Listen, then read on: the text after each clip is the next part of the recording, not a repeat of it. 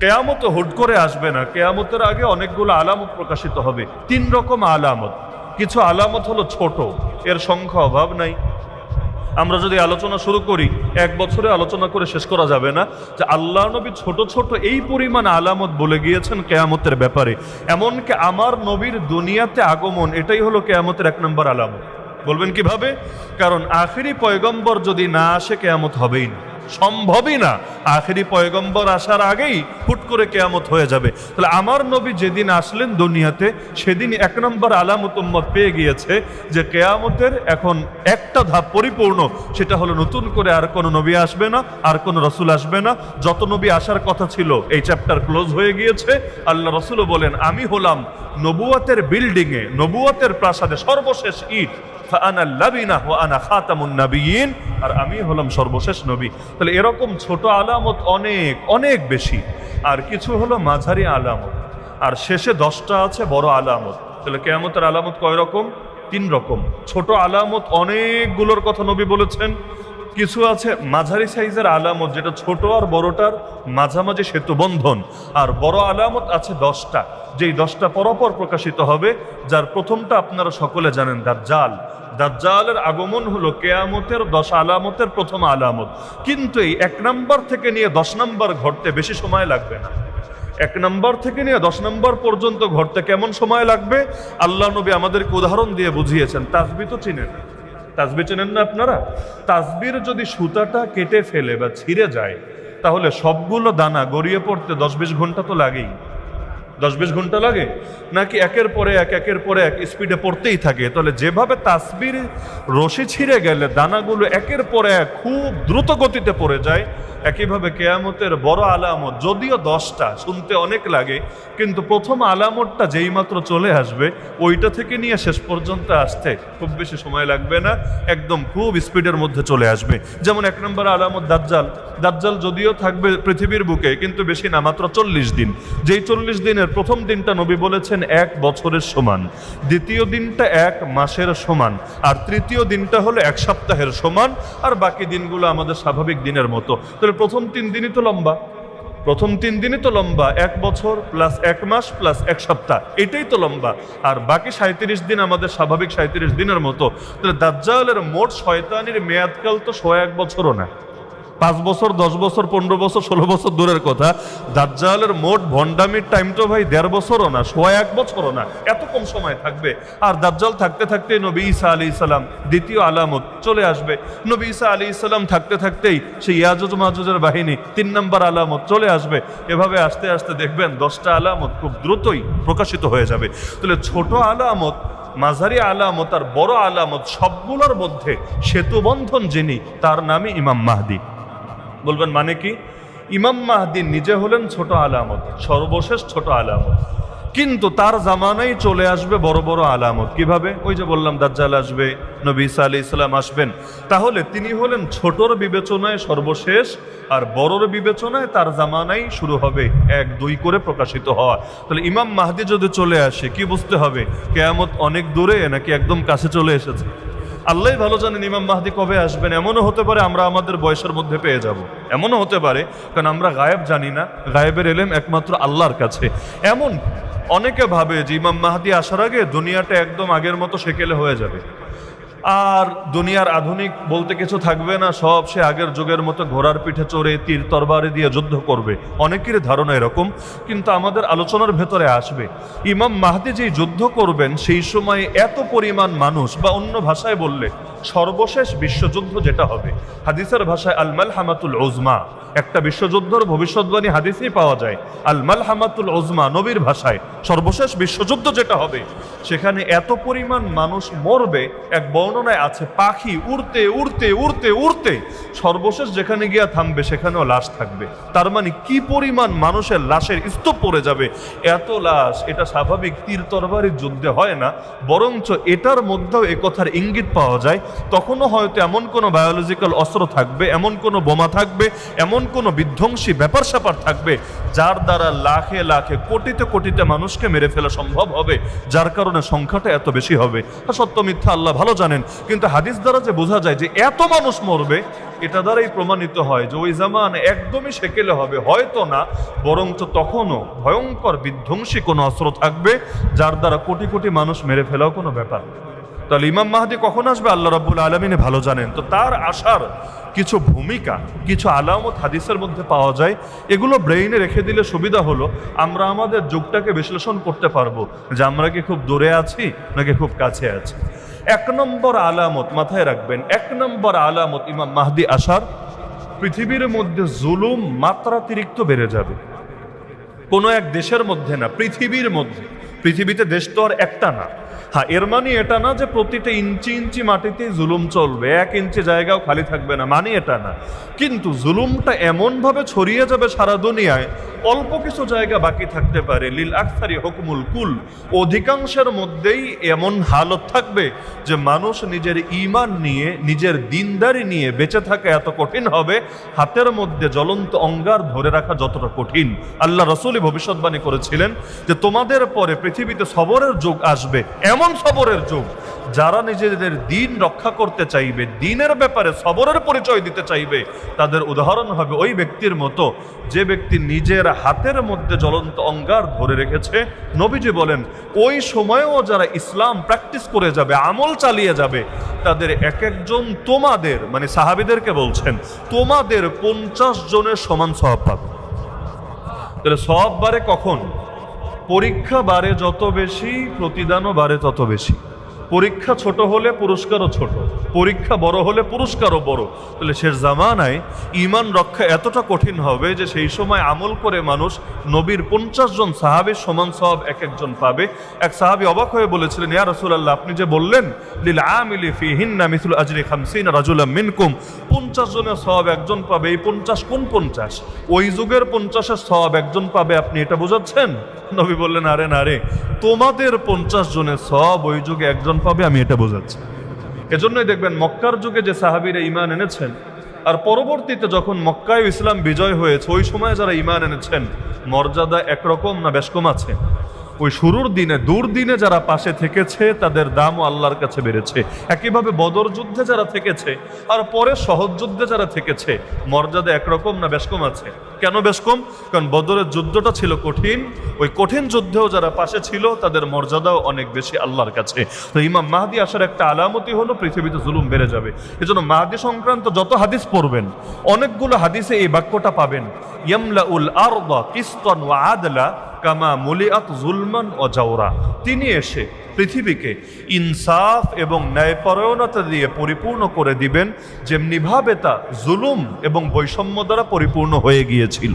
তাহলে বাক্য দ্বারাই বোঝা যায় যে মাহাদির কাজই হলো ইনসাফ প্রতিষ্ঠা করা। কেন ইনসাফ প্রতিষ্ঠা করা তার মূল কাজ? কারণ তার আগেই পৃথিবী জুলুম দিয়ে ভরে গিয়েছিল। তাহলে এই হাদিস থেকে স্পষ্ট, মাহাদি আসার আলামত এটা না যে সারা দুনিয়া সবাই খুব সুখে আছে, সবাই শান্তিতে আছে, মুসলমানরা পায়ের উপর পা তুলে বসে খেতে পারছে না, এটা মাহাদি আসার আলামত না। এমন দিন যদি দুনিয়াতে আসে, বুঝবেন মাহাদি আসার দেরি আছে। কিন্তু যদি দেখেন না জুলুম এমন বাড়া বেড়েছে, মুসলমান ইসলাম নিয়ে বাঁচতেই পারছে না, ইসলামের পরিচয় দিলেই বৈষম্য, ইসলামের পরিচয় দিলেই জুলুম। হ্যাঁ, এখন যদি ওই 2 নম্বর হয় নবীর যুগের মুনাফিকদের মতো, যে বাহ্যিক পরিচয় মুসলমান কিন্তু ভেতরে ভেতরে কুফরি আদর্শ, এমন হলে সমস্যা নাই। এমন হলে ওই যুগেও সমস্যা ছিল না। আবু জাহলদের চোখেও মুনাফিকরা খারাপ মুসলমান ছিল না।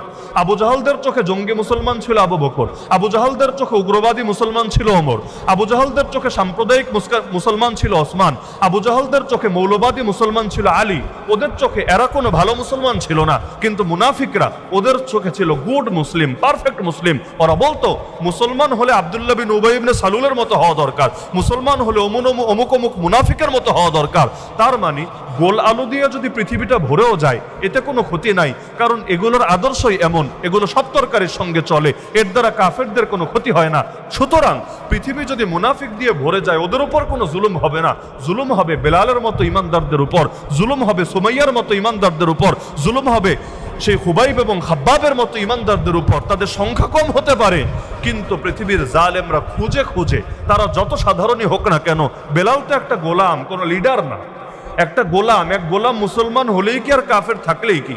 ভাই, একজন লিডার কোনো দলে গেলে এটার প্রভাব সমাজের উপর পড়ে। একজন সেলিব্রিটি কোনো দলে গেলে এর দ্বারা কখনো গোটা দুনিয়ায় কম্পন সৃষ্টি হয়। এই যে সারা দুনিয়ার নামি দামি সেলিব্রিটি যারা আছে, কখনো এমন হয় যে একটা কোকের বোতলটা টেবিল থেকে সরিয়ে রেখেছে, আমি নাম মেনশন করতে চাচ্ছি না, জাস্ট কোকের বোতলটা টেবিল থেকে বিরক্তির সাথে সরিয়ে দিয়েছে, এক দিনের মধ্যে এর দাম বিশাল পরিমাণে পড়ে গিয়েছে, ওদের ইমেজ অনেকটা ক্ষতিগ্রস্ত হয়েছে। তাহলে একজন সেলিব্রিটি কোনো দিকে গেলে, এক মোহাম্মদ আলী মুসলমান হয়েছিল বক্সার, তাকে দেখে অন্তত 10,000 মানুষ কালেমা পড়ে মুসলমান হয়েছে। তাহলে যারা প্রসিদ্ধ, যারা সেলিব্রিটি, যারা সমাজের গণ্যমান্য ব্যক্তি, তারা মুসলমান হলে 1000 জনের উপর প্রভাব পড়ে। এজন্য আমার নবীও বারবার আবু জাহালের দুয়ারে যেতেন, আবু লাহাবের দুয়ারে যেতেন, মায়ের খেতেন, তাও যেতেন। কেন? নবী চিন্তা করতেন সর্দার ঠিক হলে বাকিগুলো এমনি ঠিক হবে, নেতারা লাইনে আসলে কর্মীরা এমনি লাইনে আসবে। তো কিন্তু বেলাল তো নেতা না, বেলাল তো সেলিব্রিটি না, বেলাল তো গণ্যমান্য ব্যক্তি না, বেলাল তো সামাজিক বিশেষ কোনো স্ট্যাটাসের অধিকারী না, একটা গোলাম। ও কোন দলে গেল, এর দ্বারা 10 জনের উপর কি প্রভাব পড়বে? তো কালা একটা গোলাম যে হাটে বাজারে বিক্রি হয়, যার বিশেষ কোনো মর্যাদা নাই। কিন্তু ওই বেলাল জাস্ট মুসলমান হয়েছে, এখনো নামাজ ফরজ হয় নাই, রোজা হজ জাকাত কিছু আসে নাই, এখনো জিহাদের বিধান আসে নাই, খেলাফতের বিধান আসে নাই, কিচ্ছু আসে নাই, খালি মুসলমান হয়েছে। তা অত দোয়া দুরুদও পারে না, খালি আহাদ আহাদ আহাদ। যদি অত বড় বড় বাক্য পারতো ওইগুলোই বলতো, জাস্ট আহাদ আহাদ মানে এক এক এক এক। তার ভেতরে এটা বুঝে এসেছে সৃষ্টিকর্তা বহু হতে পারে না, তার ভেতরে বুঝে এসেছে রব খোদা একের বেশি হতে পারে না। এখন যত মারে খালি বলে আহাদ আহাদ আহাদ আহাদ, কুল হুয়াল্লাহু আহাদ। এখন এত জুলুম হলো বেলালের উপর কেন? কারণ পৃথিবীতে মুসলমান যতই সাধারণ হোক না কেন, পৃথিবীর কুফরি পরশক্তিরা জানে আলো জ্বলে গেলে অন্ধকার কিছুতেই টিকতে পারে না। এজন্য আলোকে কোনো পর্যায়েই তার স্থান দিতে রাজি না। এজন্য কখনো এমন হয় যে দিনের কথা কল্পনা করো অপরাধ হয়ে যায়। দিনের কথা কল্পনা করা, আপনার কোনো অ্যাক্টিভিটিস নাই, কিন্তু আপনি মনে মনে স্বপ্ন দেখেন আল্লাহর জমিনে আল্লাহর দিনকে বিজয়ী করতে হবে, মনের স্বপ্ন, বাহ্যিক কোনো অ্যাক্টিভিটিস নাই, তাও দেখবেন অনেকের চোখে আপনি উগ্রবাদী হয়ে গিয়েছেন। কেন?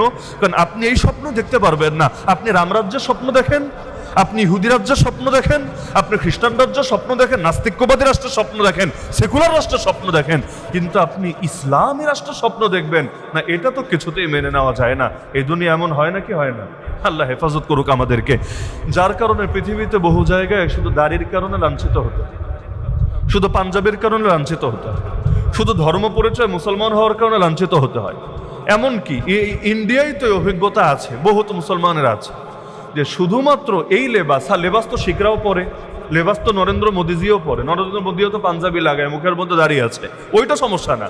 কিন্তু ওরা এটা ভালো করে বোঝে কোন দাড়ি রবি ঠাকুরের দাড়ি, নরেন্দ্র মোদীর দাড়ি, আর কোন দাড়ি নবীওয়ালা দাড়ি, সাহাবিওয়ালা দাড়ি। তাহলে দাড়ি তো আরবের কাফেরদেরও ছিল। আবু জাহাল আবুল আহাবদের দাড়ি ছিল না? ছিল না? আবু জাহাল আবুল আহাবদের দাড়ি ছিল না? এই যুগে কেউ মুখে দাড়ি রেখে ইসলামের বিরুদ্ধে কথা বললে অনেক অবাক হয়ে যায়, হায় হায় ইসলামের বিরুদ্ধে কথা বলছে মুখে দাড়ি, গায়ে পাঞ্জাবি নিয়ে। কখনো দেখা যায় সংসদে দাঁড়িয়ে পর্যন্ত ইসলামের কোনো বিধান নিয়ে কটূক্তি করে বসে, মানুষ অবাক হয় এত বড় হুজুর সুলভ আচরণ যার ভেতরে, তার থেকে এটা প্রকাশ পায় কিভাবে? ওরা ভুলে যায় আরে দাড়ি আবু জাহাল আবুল আহাব উতবা সাইবারও ছিল। এই আরব জাতি সুন্নতি লেবাস তো সবাই পরে, ওদের জাতীয় পোশাক হিসাবে। এই পোশাক গায়ে দিয়েই নাচে, এই পোশাক গায়ে দিয়ে মদ খায়, এই পোশাক গায়ে দিয়ে দুর্নীতি করে, এই পোশাক গায়ে দিয়ে রেপ করে। কেন? এটা ওদের জাতীয় পোশাক। কিন্তু এই পোশাক যদি না আদর্শের প্রতিনিধিত্ব করে, এই পোশাক ওদের চোখে কাটা হয় না। কিন্তু পোশাক যদি আপনার সাধারণ হয়, ভেতরের আদর্শ ভিন্ন কিছু হয়, ওরা আপনাকে কিছুতেই সহ্য করতে পারবে না। তাহলে ইমাম মাহদি আসার একটা আলামত, এবং সবচাইতে বড় আলামত হলো পৃথিবীর বুকে জুলুম বেড়ে যাবে। বর্তমানে যা আছে তাও না, এর চাইতে 1000 গুণ বেশি বেড়ে যাবে। এমন বাড়বে, মুস্তাদরাকে হাকিমে এক হাদিস আছে, আল্লাহ রাসূল বলেন ইযা ক্বালা আর-রাজুলু আল্লাহ কুতিলা, মুখ দিয়ে যদি শুধুমাত্র আল্লাহর নাম নেয়, আর কিছু না, আল্লাহ জাস্ট এতটুকু বলে, তবুও তাকে হত্যা করে ফেলা হবে। এমনকি সহিহ বুখারীতে হাদিস আছে, আল্লাহ রাসূল বলেন লা ইয়াতি আলাইকুম জামান ইল্লা ওয়াল্লাযী বাদাহু শাররুম মিন, যত যুগ আসবে তোমাদের উপরে, প্রত্যেক পরের যুগটা আগের যুগের চাইতে খারাপ হবে। ভালোর আশা কইরো না উম্মত, প্রত্যেক পরের সময়টা আগের সময়ের চাইতে খারাপ হবে। হ্যাঁ, মাঝখানে মাঝখানে শ্বাস ফেলার জন্য আল্লাহ হালকা একটু ছাড় দিবে। ওই খেলাও টানা হয় না, মাঝখানে একটু একটু ব্রেক দেয়, একটু যাতে জিরিয়ে নিতে পারে, একটু পানি খেতে পারে, একটু যাতে তার ক্লান্তিটা সারাতে পারে। এজন্য আল্লাহ ডাইরেক্ট যদি আমাদের এমন হালতে ফেলতেন যে ইয়াজিদ, এরপর হাজ্জাজ বিন ইউসুফ, এরপর এরকম চলছে আর চলছে আর চলছে, এমনকি ওই চেঙ্গিস খান আর হালাকু খান যেই কয় কোটি মুসলমানকে মেরেছে, ওই সময় লোকে বলতো ইসলামের আর কোনো ফিউচার নাই, ওরাই মনে হয় ইয়াজুজ মাহাজুজ, দাজ্জালও না, ওরাই মনে হয় ইয়াজুজ মাহাজুজ, ইসলামের আর কোনো ফিউচার নাই, ইসলাম শেষ, মুসলমানের আর নাম নিশানাও বাকি থাকবে না। অথচ এরপরও 700-800 বছর হয়ে গেছে, আলহামদুলিল্লাহ মুসলমান এখনো আছে এবং সংখ্যা লঘু না, দুনিয়ায় 200 কোটির বেশি আছে আলহামদুলিল্লাহ। তাহলে দেখা যায় যে প্রত্যেক পরের যুগ আগের যুগের চাইতে খারাপ হবে, তবে মাঝখানে মাঝখানে শ্বাস ফেলার জন্য আল্লাহ একটু একটু ছাড় দিবে। সুতরাং বাংলাদেশেও সুদিন দেখে এটা ভাববেন না ইসলামের পক্ষে আওয়াজ তোলার বা ইসলামের জন্য লড়াই করার প্রয়োজনীয়তা ফুরিয়ে গিয়েছে। মনে রাখবেন নবীর ভবিষ্যৎবাণী মিথ্যা হতে পারে না। এক জালেম লোকান্তরে, লক্ষ জালেম ঘরে ঘরে, নিত্য নতুন জালেম তৈরি হতেই থাকবে। ফেরাউনের কেচ্ছে এমনি এমনি আমার আল্লাহ এত বেশি শোনায় নাই কোরআনে। আরে নবীর নাম, আমার নবীর নাম মোহাম্মদ মাত্র 4 বার, আর ফেরাউন কি এমন হয়ে গেছে ওর নাম 74 বার। তাহলে এই যে 70 বার বেশি ফেরাউনের গল্প বললেন, এটা এই কারণে না যে ও আমার নবীর চাইতেও বড় বুজুর্গ ছিল, ও আমার নবীর চাইতেও বড় এলেমওয়ালা ছিল, বরং এজন্য আমার আল্লাহ উম্মতকে, বান্দাদেরকে শিক্ষা দিতে চেয়েছেন যে এক ফেরাউনের গল্প পইরা কিয়ামত পর্যন্ত আরো হাজার ফেরাউন যেগুলো আসবে এগুলোর মোকাবেলা কিভাবে করতে হবে সেই সবক শিক্ষা নাও এই আয়াতগুলো থেকে, তোমার মাথায় বসাও।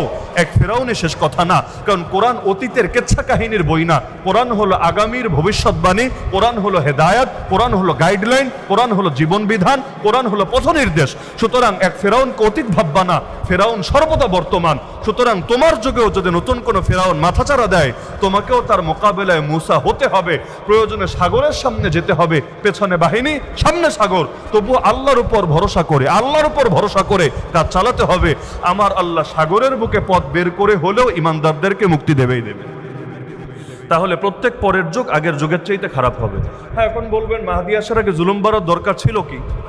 এর জবাব সিম্পল, আল্লাহ তো চাইলে মাদেরকে কষ্ট দেওয়া ছাড়াও বাচ্চা দিতে পারতেন, এত কষ্ট দেওয়ার দরকার ছিল কি?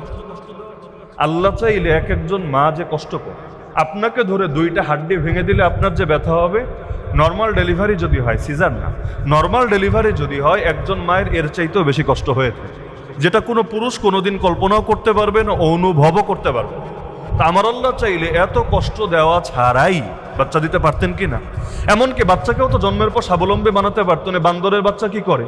আমাদের বাড়ি যেহেতু সিলেটে, পাহাড় পর্বতের ভেতরে, ওই বানরগুলো তো ছোটবেলা থেকেই দেখতে দেখতে বড় হয়েছে। বানরের বাচ্চা কি করে? ওই গাছের আগে যখন বাচ্চা দেয়, কিছু বাচ্চা এমন যেগুলো নিচে পড়ে যায়, আর কিছু বাচ্চা এমন যেগুলো জন্মের পরেই ডাল ধরে ঝোলাটা শিখে ফেলে। দেখবেন পৃথিবীর মধ্যে আপনি গরুর বাচ্চা বলেন, মুরগির বাচ্চা বলেন, বানরের বাচ্চা বলেন, বাঘের বাচ্চা বলেন, সবগুলোর মধ্যে সবচাইতে দুর্বল হলো মানুষের বাচ্চা। বাকিগুলো জন্মের পরও যে টুকটাক অ্যাক্টিভিটিস করে, মোটামুটি ওরা যেই কাজের জন্য এসেছে ওই কাজটা করতে পারে। ওরা যদি মানুষের বাচ্চার মতো দুর্বল হতো, ওই সবই হয়তো মরে যেত, একটারেও হয়তো টিকাতে পারতো না। তো যার কারণে ওদেরকে লড়াই করার জন্য, প্রকৃতির সাথে টিকে থেকে পৃথিবীর বুকে প্রতিষ্ঠিত থাকার ইন্তজাম আল্লাহ নিজেই করে দিয়েছেন। তো মানুষের বাচ্চা এত দুর্বল, মাদের কি পরিমাণ কষ্ট করতে হয়, আল্লাহ চাইলে এগুলো ছাড়াও দিতে পারতেন কি না? যদি বলেন পারতেন না, তাহলে তো আল্লাহর সর্বশক্তিমান মানেনি না। এখন বলবেন এত কষ্ট দেওয়ার দরকার ছিল কি? এটা বাপের মহব্বত আর মায়ের মহব্বতের দিকে তাকালেই বুঝবেন।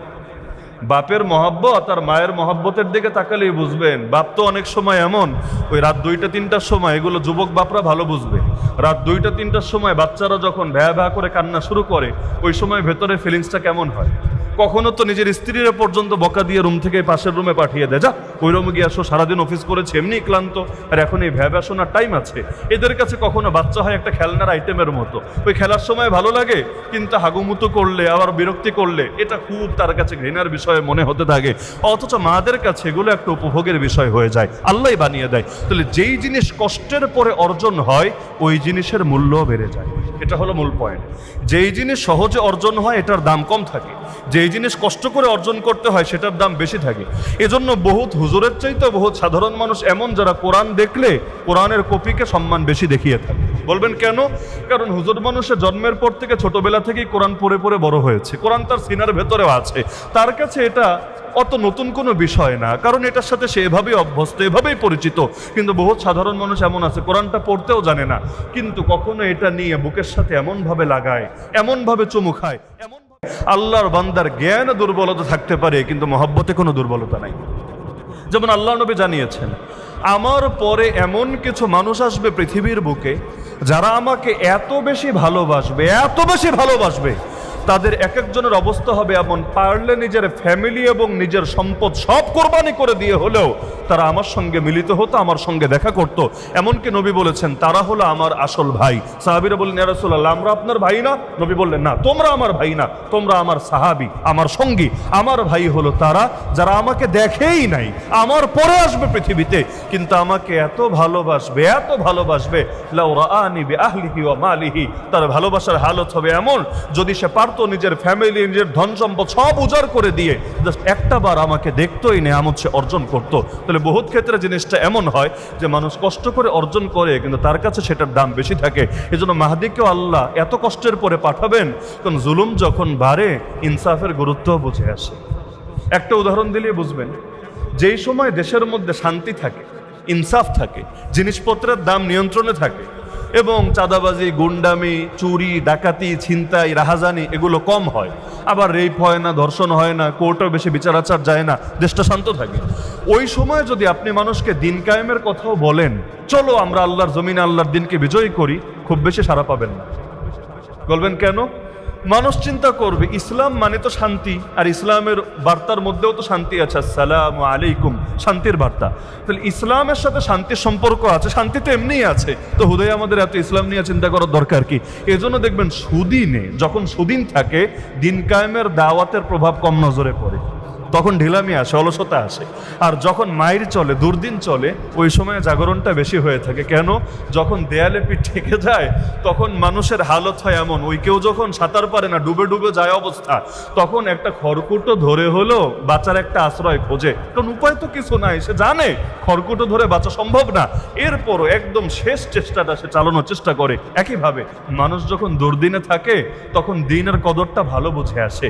এজন্য এই মক্কার মুশরিকরাও যখন বিপদে পড়তো, ওই সমুদ্রে গিয়ে ঝড়ের কবলে পড়তো, নিজেদের অজান্তেই দেবদেবীর নাম বের না হয়ে আল্লাহর নামটাই মুখ থেকে বের হতো, সুদিনে আবার বের হতো না। আমাদের বাঙালিদের মধ্যে কেউ যদি বিপদে পড়ে, ভিসা হচ্ছে না, মা অসুস্থ, অথবা সে নিজে এমন রোগে আক্রান্ত, ডাক্তার বলে দিয়েছে সরি, দেখবেন মাশাআল্লাহ নামাজের কোয়ালিটি কারে বলে, দোয়া দুরুদের কোয়ালিটি কারে বলে, আর হাসান বসরি ফেল হয়ে যাবে তার বুজুর্গের কাছে। এইরকম এক একজন পীর সাহেবে পরিণত হয়ে যায়। আর যখন বিপদটা কেটে যায়, বিপদটা যেই মাত্র কেটে যায়, অমনি রাতারাতি তার চেহারাও পরিবর্তন হয়ে যায়। দুর্দিনে একরকম থাকে, সুদিনে আরেক রকম থাকে। ইমাম মাহদিকে আল্লাহ এজন্যই পাঠাবেন জুলুমের পরে, কারণ তিনি খুব বেশি দিন থাকবেন না। যেদিন থেকে দায়িত্ব পালন শুরু করবেন সেদিন থেকে মাত্র 7 বছর। অধিকাংশ হাদিসের ভাষ্য হলো 7, আর কোনো কোনো হাদিসে আছে 8 অথবা 9। তো সর্বোচ্চটা ধরলেও মাত্র 9, আর সর্বনিম্ন বা যেইটা বেশি আছে হাদিসে সেইটা ধরলে 7। তো 7 বছর, সময় কম, কাজ তো অনেক বেশি। তার কাজ তো লোকাল না, গ্লোবাল। ইমাম মাহদি কোনো এক দেশের নেতৃত্ব দিবেন না, ইমাম মাহদি সারা দুনিয়াব্যাপী মুসলমানদের নেতৃত্ব দিবেন। তাহলে দুনিয়াটা তো ভাই ছোট না, একটা দেশ গড়তেই তো 10-20 বছরে অনেক সময় যথেষ্ট হয় না, সেখানে সারা দুনিয়া গড়ে দিবেন, প্রত্যেক ঘরে ঘরে ইনসাফ পৌঁছে দিবেন। কাজ যেহেতু অনেক বেশি, মুসলমানের দিলে তার কদরটাও তো বেশি থাকা লাগবে। এজন্য এমন মায়ের শুরু হবে সারা দুনিয়ায়, মুসলমানের দেয়ালে পিঠ ঠেকে যাবে। এরপর মাহদি যখন আসবে, ওই হারানো ধনের মতো এটা এত মূল্যবান হবে তাদের কাছে, তারা মাহদির সঙ্গে গিয়ে মিলিত হবে এবং অল্প সময়ের মধ্যেই, কারণ যখন কদর থাকে অল্প সময়ে বরকত হয়। আমি যদি আমার অভিজ্ঞতাও বলি, পরীক্ষার দিন সকালে ফজর থেকে নিয়ে পরীক্ষা শুরু হওয়ার আগ পর্যন্ত সুবহানাল্লাহ পড়াশোনায় এত বরকত পেতাম, এক সপ্তাহে এত পড়া সম্ভব না, যেটা পরীক্ষার আগে 2-3 ঘন্টায় পড়ে ফেলতাম আলহামদুলিল্লাহ। আর আমার নিজের একটা অভিজ্ঞতা হয়েছে, আল্লাহ সারা জীবন দান করেছেন আলহামদুলিল্লাহ। অধিকাংশ পরীক্ষায় আল্লাহ তাআলা আমাকে প্রথম স্থান অধিকার করার তৌফিক দিয়েছেন, এবং এই ক্ষেত্রে সবচাইতে বেশি ফায়দা আমার যেটা হয়েছে, ওই পরীক্ষার দিন সকালে যে পৃষ্ঠাগুলো উল্টিয়েছি, সেখানে তো লাইন বাই লাইন পড়া আসলে সম্ভব না, জাস্ট একবার স্ক্রল করে যাওয়া, একটাবার শুধু নজর দেওয়া। আমার জীবনে অধিকাংশ সময় আলহামদুলিল্লাহ আলহামদুলিল্লাহ, আল্লাহ শুকরিয়া, এটা নিজস্ব কোনো ক্রেডিট না, ওয়া আম্মা বিনিআমাতি রাব্বিকা ফাহাদ্দিস, আল্লাহ শুকরিয়া, সেটা হলো ওই সকালবেলা যা পড়েছি অধিকাংশ সময় সেটাই গিয়ে দেখে প্রশ্নে হাজির হয়েছে। এমনকি কেউ কেউ আমার সাথী ভাইদের দুষ্টমি করে বলতো, কিরে তুই কি জিনটিন নাকি, আগ থেকে খবর টবর পেতি নাকি, না হলে কিভাবে সম্ভব, ওই সকালে দেখলাম এই পৃষ্ঠাটা ভালো করে পড়লি, এখন দেখে এই পৃষ্ঠাটাই এসে গিয়েছে, আলহামদুলিল্লাহ, আল্লাহ শুকরিয়া। তাহলে সকালের পড়ায় মানে বেশি ফজিলত হয় কেন? কারণ ওই যে টাইম কম, কাজ বেশি, মাথায় একটা চাপ থাকে, কদর বেড়ে যায়। আলহামদুলিল্লাহ ওই সময়ে দেখা যায় পড়াশোনার মধ্যে আলাদা গুরুত্ব চলে আসে। আমরা মাদ্রাসায় দেখতাম কিছু ছেলে পেলে এমন যারা স্কুল কলেজ থেকে এসেছে, আগে হয়তো এসএসসি এইচএসসিও কমপ্লিট করেছে, পরে দিনের বোঝ এসেছে, এখন আর পড়া ভাল লাগে না, ওইগুলো এসে মাদ্রাসায় ভর্তি হয়েছে। আর কিছু ছেলে এমন ওই ল্যাংটা কাল থেকেই বাপমা মাদ্রাসায় রেখেছে। আমরা দেখতাম যারা বুঝে শুনে পরবর্তীতে পড়তে এসেছে, এদের আমল, এদের মেহনত, এদের দিনের মহাব্বত, এদের কান্নাকাটি, এদের সব কিছু অনেক উচ্চে। কেন? কারণ সে অন্ধকার থেকে আলোতে এসেছে, জাহেলিয়াত থেকে দিন এসেছে, তার কাছে এটার কদর আছে। আর যারা ল্যাংটা কাল থেকে ওই মাদ্রাসায় বড় হয়েছে, সে তো জাহেলিয়াত চেনেই নাই, ওই জগৎটা দেখেই নাই, যার কারণে তার কাছে এটার খুব বেশি কদরও নাই। এজন্য আমি যেদিন হজ থেকে আল্লাহ তাআলা এবার ফিরাচ্ছিলেন, এয়ারপোর্টে আসবো, যেই গাড়িতে চড়ে আসছে, আসার সময় লম্বা পথ, জেদ্দা পর্যন্ত অন্তত 2.5-3 ঘন্টা তো লাগবে, তো ভাবলাম তার সাথে কিছু কথাবার্তা বলি। তো এখন আরবিতে কথা হচ্ছে, এখন সে পরিচয় দিল তার বাড়ি একদম কাবার মোটামুটি কাছে, সব মিলে 4-5 কিলো হবে। আমি বললাম, মাশাআল্লাহ, আপনাদের কত বড় সৌভাগ্য, আমাদের লক্ষ লক্ষ টাকা খরচ করে সারা জীবন স্বপ্ন হৃদয়ে ধারণ করে এরপর আসতে না আসতে আবার যাওয়ার টাইম চলে আসে, আর আপনারা তো চাইলেই যে কোনো উক্তে গিয়ে আল্লাহর ঘরে হাজির হতে পারেন, এটা তো আপনাদের বড় সৌভাগ্য। আমাকে হেসে বলল, না, এটা আপনাদের সৌভাগ্য। আমি বললাম, কিভাবে? কাছে থাকেন আপনারা, সৌভাগ্য আমাদের। পরে বললেন, ওই একটা কথা আছে না, ওই বাংলায় যেটা আমরা বলি আমাদের মতো, সে তার মতো বুঝালো আর কি, ওই যে মক্কার মানুষ হজ পায় না, একটা কথা আছে যে আমরা সবসময় কাছে থাকতে থাকতে আমাদের কাছে অত কদর থাকে না যতটা কদর আপনাদের দিলে থাকে যারা দূর থেকে এসেছেন। এজন্য সিরাত করলে অবাক লাগে, এই নবীর শহরের লোকেরা নবীর এত পারলো কিভাবে? নবীর আত্মীয় স্বজন হয়ে, নবীর বংশের লোক হয়ে, নবীর আপন চাচা হয়ে নবীর গায়ে এত হাত তুললো, পারলো কিভাবে? আমরা তো নবীকে পেলে পারলে নিজেরা পাপোশ বানায় দিতাম নবীর জন্য, নবী যদি আমার বুকে পাড়া দিয়ে হেঁটে যেতেন তাও তো ভালো লাগতো আমার কাছে, কিন্তু ওরা পারলো কিভাবে? ওই জবাব একটাই, মানুষ যখন কোনো কিছু সহজে পেয়ে যায় দাম থাকে না, আর কোনো কিছু যখন কঠিন অর্জন করে তখন সে সেটার গুরুত্ব বোঝে। বাংলাদেশে হুজুর বেড়ে গেছে না, এখন অনেক বেড়ে গেছে। আমরা ছোটবেলায় দেখতাম মসজিদগুলোতে তারাবি পড়ানো, খতম তারাবি পড়ানোর হাফেজও খুব বেশি পাওয়া যেত। শহরের মসজিদে হতো, গ্রামাঞ্চলে খুব বেশি খতম তারাবি হতো না, সূরা তারাবি চলতো। আর শহরের মসজিদগুলোতে মাত্র 2 জন করে হাফেজ সাহেব থাকতো, এটাই স্বাভাবিক। অথচ এখন শহরে 2 জনের জায়গায় 3 জন, 4 জন, 5 জন পর্যন্ত হাফেজ সাহেব থাকে। আবার ইমাম সাহেবও পারলে 2 রাকাত পড়ায় মাঝখানে এসে। আর গ্রামের মসজিদেও টাকা যেখানে দিতে পারেন ওইখানে আল্লাহর জন্য, সেরেফ আল্লাহর জন্য, কোনো টাকা পয়সা ছাড়াও তারাবি পড়ানোর মতো লোক তৈরি হয়েছে। হাফেজ বেড়েছে, আলেম বেড়েছে, মাদ্রাসা বেড়েছে, সব বেড়েছে। কিন্তু আমি যদি বলি মর্যাদা আগের চাইতে কমেছে, কথাটা ভুল হবে না।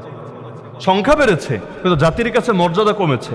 আমরা কোনো দেশে সফরে গেলে, সর্বশেষ চীনে গিয়ে অভিজ্ঞতাটা আল্লাহ তাআলা আমার ভেতরে দান করেছেন যে ওদের কাছে একজন আলেম, আমি যে আলেম এটা তো আমার কপালে লেখা নাই, কিন্তু কাপড় থেকে তো একটু বোঝা যায় যে মনে হয় হুজুর হবে।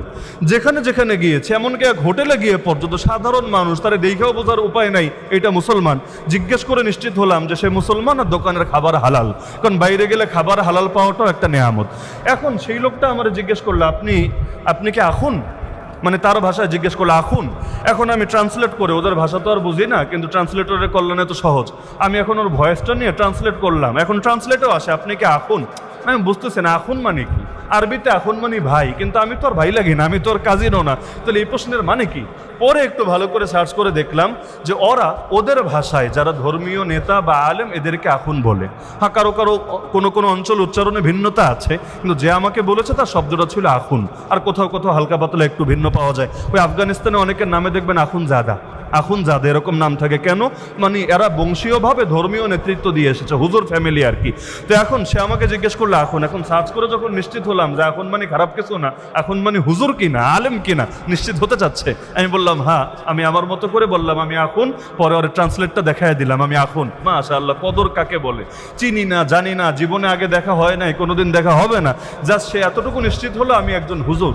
কদর কাকে বলে? তাহলে বুঝলাম যে সেখানে হুজুর কম, আলেম কম, ধর্মীয় নেতা কম, তাদের কাছে কদর আছে। আর যেখানে সংখ্যা বেড়ে যায় কদর কমে যায়। ইমাম মাহদী আসার আগে নিশ্চিত থাকেন, মাথার মধ্যে এটা বসান, পৃথিবীতে জুলুম এত বাড়া বাড়বে, আল্লাহর নাম মুখে নিলেও হয়তো হত্যা করে ফেলা হবে। এরপর ইমাম মাহদী যখন আসবে মুসলমানদের দিলে তার কদর থাকবে। তো যারা মাহদীর অপেক্ষায় আছেন, মায়ের খাওয়ার অপেক্ষায়ও মানসিকভাবে রেডি থাকেন। অনেকে মাহাদির অপেক্ষায় আছে, মাহাদির নামই অনেকে বলে মাহাদিয়া মুনতাজার। মুনতাজার মানে যার অপেক্ষায় সবাই আছে, যদিও মাহাদির অপেক্ষায় বসে থাকা ঠিক না। মানে হলো কিছু লোক আছে, আপনি বলবেন চলো দিন কায়েমের মেহনত করি, বলবে না না এগুলো হবে না, এত দল, এত ধারা, এত গুতাগুতি, এত মারামারি হবে না, মাহাদি আসুক সব হয়ে যাবে। অথচ এভাবে কারোর জন্য বসে থাকা না যায়। কেন? কারণ আল্লাহ আপনাকেও কিছু দায়িত্ব দিয়েছে, নিজের দায়িত্ব ফেলে আরেকজনের জন্য বসে থাকবেন, তিনি এসে সব করে দিবেন, সম্পূর্ণ না জায়েজ। আল্লাহ রাসূল জানিয়েছেন তোমার ভাই জালেম হলেও তাকে সাহায্য করবা, মাজলুম হলেও সাহায্য করবা। মাজলুম হলে সাহায্য করবে এভাবে তাকে বিপদ থেকে বাঁচাবা, আর জালেম হলে সাহায্য করবে এভাবে তার দুই হাত ধরে ফেলবা, যা আমি বেঁচে থাকতে তোকে জুলুম করতে দেব না। তাহলে এটা তো আল্লাহ রসুলের নির্দেশ, মুসলমানদের জন্য অপরিহার্য। সুতরাং মাহদি এখন আসুক আর 50 বছর পর আসুক আর 100 বছর পর আসুক, আমাদের চুপ করে বসে থাকার সুযোগ নাই। সৎ কাজের আদেশও চালাতে হবে, অসৎ কাজ থেকে নিষেধও চালাতে হবে। আর মাহদি যখন আসবে তখন আমাদের দায়িত্ব হবে তার সঙ্গে গিয়ে মিলিত হয়। তাহলে 1 নম্বর আলামত মনে থাকবে তো ইনশাআল্লাহ? 1 নম্বর আলামতই হলো পৃথিবীর মধ্যে জুলুম বাড়বে, এখন যা আছে এই পর্যায়ে না, এর চাইতে 1000 গুণ বাড়বে এবং জুলুম সারা দুনিয়া ছড়িয়ে যাবে। একটা ফিতনার নাম মনে রাখবেন, নবীজি ভবিষ্যৎবাণী করেছেন এই ফিতনা কিয়ামতের আগে, দাজ্জালের আগে সর্বশেষ ফিতনার নাম হবে ফিতনাতু দুহাইমা। অনেকে নামই হয়তো জীবনে শোনে নাই, ফিতনাতু দুহাইমা। দুহাইমা এটা আবার কোন ফিতনা? আল্লাহ রাসূল ব্যাখ্যা দিয়েছেন এটা হলো এমন একটা ব্যাপক ফিতনা, কোন একজন মুসলমানও পৃথিবীর বুকে এমন বাকি রাখবে না যার গালে অন্তত একটা চর মারবে না। বলবেন ফিতনা আবার চর মারে কিভাবে? ফিতনার কি হাত আছে, পা আছে? রূপকর। তার মানে এমন ফিতনা সারা দুনিয়া ছড়িয়ে যাবে যেটাকে কেন্দ্র করে প্রত্যেক মুসলমানের উপরে কম হোক বেশি হোক বিপদ আসবেই। যেমন করোনার সময় ধরেন, যারা করোনায় আক্রান্ত হয়েছে শুধু তারাই সাফার করেছে এমন না, যাদের করোনার কোনো সিমটমও প্রকাশ পায় নাই তারাও সাফার করেছে। কেন? নিজের ঘরে থেকেও পেরেশানি করতে হয়েছে, অনেকে চাকরি হারিয়েছে, দ্রব্যমূল্য জিনিসপত্রের দাম বেড়ে গিয়েছে। প্রত্যেককেই কম হোক বেশি হোক এটা কিছু না কিছু সাফার তাকে করতে হয়েছে। একইভাবে একটা ফিতনা আসবে, ফিতনা তো দুহাইমা, এবং এটাই দাজ্জাল আসার আগে সর্বশেষ ফিতনা। ওই ফিতনা হবে এমন কোনো একটা ঘরও বাকি রাখবে না যেই ঘরে গিয়ে এই ফিতনা পৌঁছবে না, এমন একজনও বাকি রাখবে না যার গালে অন্তত একটা চর মারবে না। তার মানে প্রত্যেককেই আল্লাহ যাচাই করে নেবেন, পরীক্ষা করে নেবেন। ফিতনা আল্লাহ এজন্যই দেন, আল্লাহ আমাদের ক্ষতি চান না, বরঞ্চ এজন্য আল্লাহ একটু যাচাই করে দেখতে চান মহব্বতটা খাঁটি কিনা, ভালোবাসাটা রিয়েল কিনা। আল্লাহ তাআলা কোরআনে জানিয়েছেন মা আতাকুমুর রাসূলু ফাখুযুহু ওয়া মা নাহাকুম আনহু ফান্তাহু। রাসূল তোমাদেরকে যা কিছু দিয়েছেন সব ধরো, রাসূল তোমাদেরকে যা কিছু থেকে নিষেধ করেছেন সবগুলো থেকে বিরত থাকো।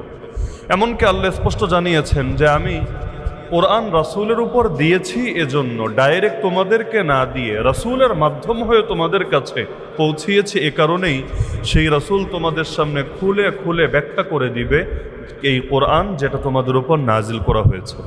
তার মানে যেমনিভাবে কোরআনের মধ্যে ডাইরেক্ট কোনো কিছু পেলে মানতে হবে, কোনো কিছু যদি রাসূলের মাধ্যমে আমাদের ঘটনা আমরা কোরআনে দেখতে পাই। আল্লাহ আদেশ দিলেন যে এতদিন নামাজ পড়েছেন, মসজিদ আকসার দিকে মুখ ফিরিয়ে এখন থেকে নামাজ পড়বেন বাইতুল্লাহ শরীফের দিকে মুখ ফিরিয়ে।